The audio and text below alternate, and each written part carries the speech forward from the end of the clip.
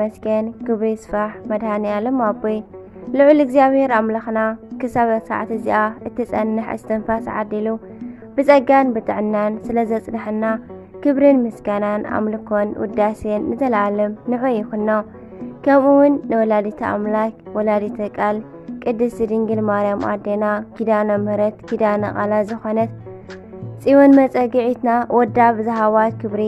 كبرين مسكانان وداسين يمسحيا كمون كلهم قدسان ككم معارقهم እግዚአብሔር أملخنا بزهوم كبري بزهوم قال كدان كبرين مسكانان نزل عالم نعوم يخون آمين 14 ጥቅምቲ ዝጽለ ዝንበብ ስንክሳር ድሰምዕ ዘንብብ ፍቕሪ ጎይታ ኣብ ልቡ ይሕንብብ ሓለዋን ጸሎትን ተራዳእነትን ናይ ቅዱሳን ደሞ ይረክብ በስመ አብ ወወልድ ወመንፈስ ቅዱስ አሐዱ አምላክ አሜን። አቡነ አረጋዊ ዘደብረ ዳሞ ዝክረ ጻድቅ ለዓለም ይሄሉ መዘከርታ ጻድቃን ንዘለዓለም ይነብር መዝሙረ ዳዊት መዝሙር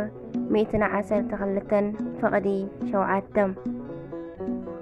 أو حمشي كفل زمن أب مدر أجازيت إثيوبيا منفساوي فرا أجلجلوتن من كسناوي هيوتن زفريو تشعت قدسان يوم أزوم كابزيوم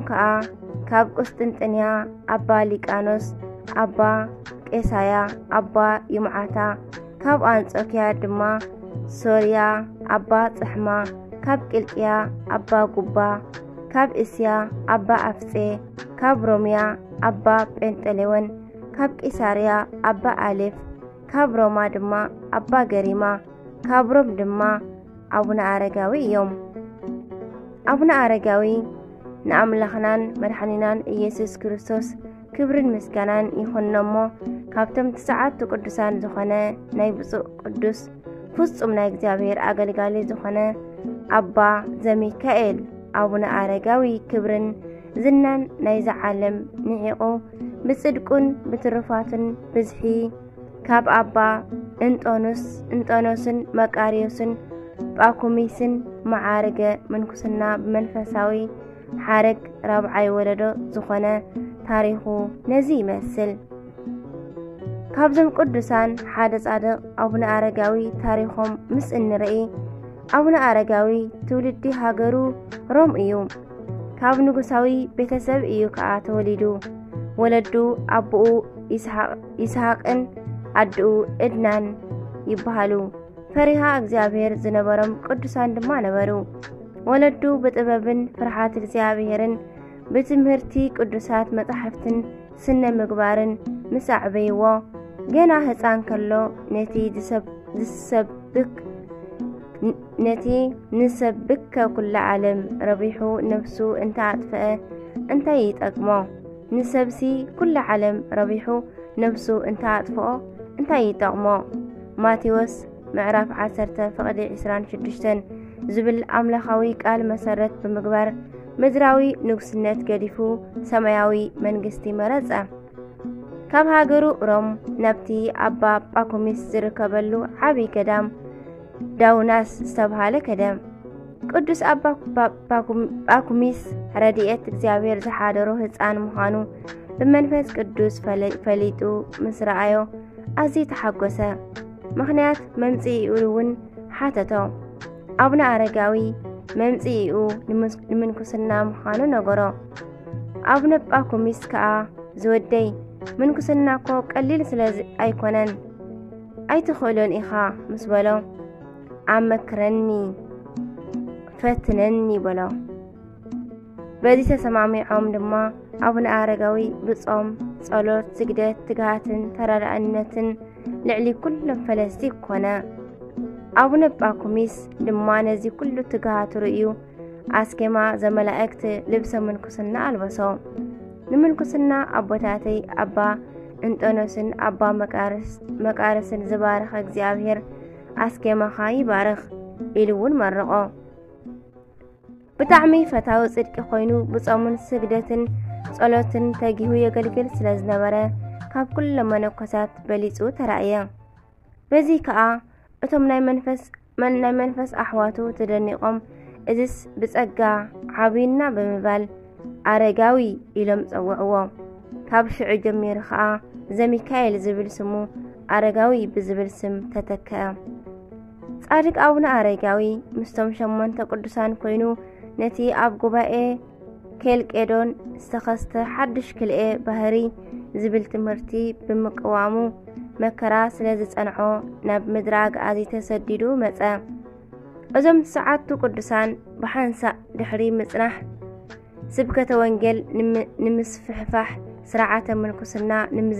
ንምዝርጋሕን መንፈስ ቅዱስ ነናብ ዝመርሖም ተፈላለዩ በዚ ከዓ ንአቡነ አረጋዊ በትኡ ካብ አክሱም 70 ኪሎ ሜትር ነሸነኽ ምስራቅ እትርከብ ደብረ ዳሞ ኮነት ደብረ ዳሞ እምብዛ ነዊሕ ጎቦ ብምዃኑ ንምድያቡ ስለ ዘጸገሞ ንኸደይቦ ናብ እግዚአብሔር ጸለየ ብተራራእነት ቅዱስ ሚካኤል ከዓ 30 ሜትሮ ዝቁመቱ ገበል ከደይቦ ተኣዚዝሉ መጸም አቡነ አረጋዊ ነቲ ገበል ጭራኻ አውርዶሞ አደይበኒ በሎ እቲ ገበል ግና ነቲ ጭራኡ ኣብ ፍርቂ ጸድፊ ጥራይ በጺሑ ብልሳን ሰብ አንታፈላሲ ኣብዚ እምባ እዚ ብዘይካ ዝነፍሩ ኣዕዋፍ ትበልዖ እንጀራ ይኹን ሰትዮ ማይ ወይ ድማ ተጽልለሉ ዕንጸይትን ገረብን የልቦን በመዓልቲ ፀሐይ ብለይቲ ድማ ቁርን ኣስሓይታን እዩ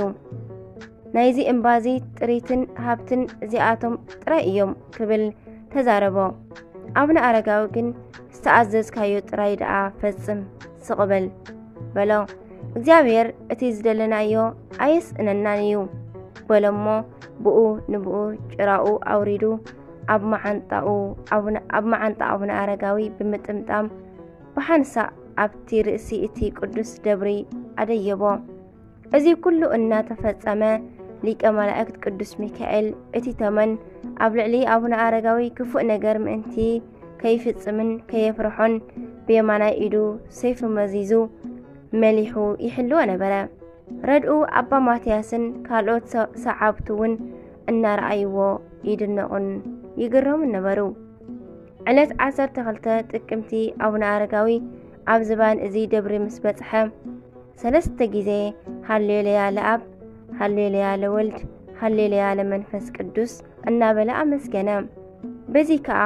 እዚ ደብሪ እዚ ደብረ ሃሌሉያ ተባሂሉ ይጽዋዕ እዩ ክሳብ ሕጂ ድማ ደብረ ዳሞ እናተባሃለ ዝጽዋዓሉ ዘሎ ምኽንያት ድማ ሃፀይ ገብረ መስቀል መደያይቦ ሰሪሑ ንአቡነ አረጋዊ ረኺቡ አፍቂዱ ኣብቲ ዝባን ደብሪ ቤተ ክርስቲያን መሰርሐ ንአቡነ አረጋዊ እዚ መደያይቦ ከፍርሶዶ ዋላስ ከም ዘለዎ ይኹን በሎ አቡነ አረጋዊ ግና መደያይቦ ክገብረሉ ፈቃደኛ ስለ ዘይነበረ እዚ ጌርካዮ ዘለኻ መደያይቦ ዳህምሞ ወይካ አፍርሶ ምስ በሎ በዚ ድማ ደብረ ዳህምሞ ይበሃል ነይሩ ምስ ምንዋሕ ጊዜ ድማ ደብረ ዳሞ ተባሃለ አቡነ አረጋዊ ማሕበር ሓድነት መስሪቶም ብዙሓት ደቀ መዛሙርት አፍርዮም ኣብ ዘመኑ ክሳዕ 659 ዝበጽሑ መናንያን ኣብዚ ደብረ ዳሞ ከም ዝነብሩ መጽሓፍ ገድሉ ይነግር ድሕሪ ብዙሕ ጸሎትን ተጋድሎን ጎይታናን አምላኽናን መድኃኒናን ኢየሱስ ክርስቶስ ኣብ ፍርቂ ለይቲ ተራእዮም እሞ ከምዚ በሎም ጸሎትካ ሰሚዐዮ ኣለኹ ካብዚ ከፍልሰካ ከግዕዘካ ወይ ከዓ ክስውረካ ካብ ድኻም ናብ ዕረፍቲ ካብ ሓዘን ናብ ሓጎስ ካብ ሓሳር ናብ ክብሪ ከእትወካ እየ ነዚ ሓላፊ ዓለም መኒንካ ኢኻ እሞ ዘይሓልፍ መንግስቲ ከውርሰካ እየ ዓይኒ ዘይረኣየቶ እዝኒ ዘይሰምዓቶ ከምኡውን ኣብ ክንዲ ሃገርካ ዝመነንካ ኢየሩሳሌም ሰማያዊት ከውርሰካ እየ ቤትካ ስለ ዝመነንካ ዘይሓልፍ ርስቲ ከውርሰካ እየ ቅዱስ ጳውሎስ ተዛረቦ ተስፋ አቦና ገና ብህይወት እንከለው ተነግሮም አምላክ ነቶም ዝኣምንዎ ዓይኒ ዘይረኣየቶ እዝንውን ዘይሰምዓቶ ልቢ ዘይሓሰበቶ ኣዳልየሎም ኣሎ ዝኽርኻ ዝዘከረ ብጸሎትካ ንስተማሕፀነ መጽሓፍ ገድልኻ ብእምነት ዝጸሓፈን ዝተርጎመን ኣነ ኣብ መጽሓፍ ህይወት ስሙ ክጽሕፎ እየ ብስምካ ንጥሙይ ዘጸገበ ንጽሙ ዘስተየ ቤተ ክርስቲያንካ ዝሃነጸ ከጽግቦ እየ ኣብያተ ብርሃን ከውርሶ እየ ዝብል ቃል ኪዳን ምስ ሕርያኒ ኪዳን ኣተኹ መዝሙረ ዳዊት መዝሙር 89 ፍቕዲ 4 ከም ዝተብሃለ ከምቲ እግዚአብሔር ንቅዱሳኑ ቃል ኪዳን ዝኣተወሎም ንኣቡነ ኣረጋዊ ድማ ኣብ ቃል ኪዳን ኣተወሎም። ኣቡነ ኣረጋዊ ኣብ 99 ዓመት ዕድሚኦም 14 ጥቅምቲ ኣቡነ ኣረጋዊ ንኹሎም ኣርድእቶም ፀዊዖም እግዚአብሔር ቃል ኪዳን ከም ዝኣተወሎም ዝኽሮም ስሞም ንውልድ ወለዶ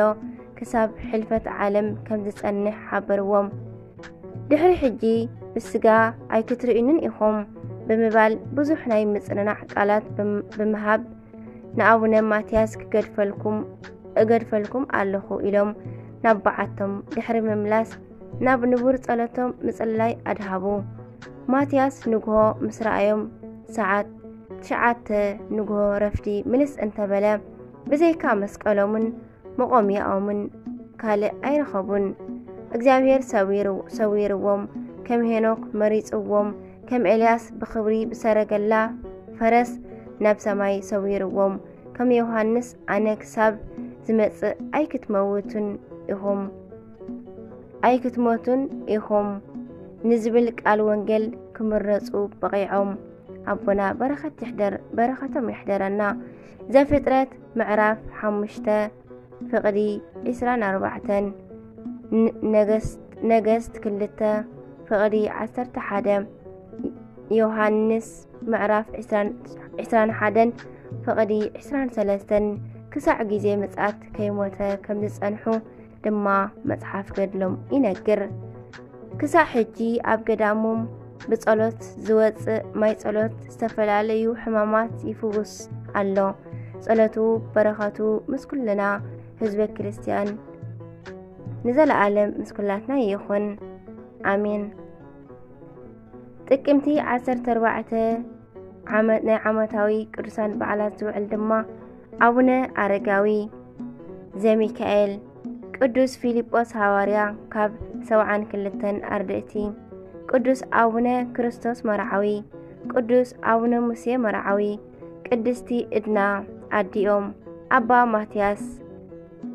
ናይ ኣቡነ ኣረጋዊ ረድእ። ወርሓዊ በዓላት ድማ ኣባ ዮሐንስ ጻድቅ፣ ኣዴና ቅድስቲ ነሳሒት። ኣሜን። ስንክሳር ዝሰምዕ ዘንብብ ፍቕሪ ጎይታ ኣብ ልቡ ይዕንብብ። ሓለዋን ረድኤትን ጸሎትን ናይ ቅዱሳን ድማ ይረክብ። ኣሜን። ዝወደቐ ዝነጠበ ቃል ኮነ ዜማ ብኣፈ ቅዱሳን ትጓን መላእክት ይተዓርመለይ። ኣሜን። ወስብሐት ለእግዚአብሔር ወለወላዲቱ ድንግል ወለመስቀሉ ክቡር ኣሜን። ጸሎትን በረኸትን ተራዳእነትን ናይ ኩሎም ቅዱሳንና ምስለሟዓንቲ ዝውዕሉ ኣቦታትና በረኸቶም ይሕደረና። ኣሜን።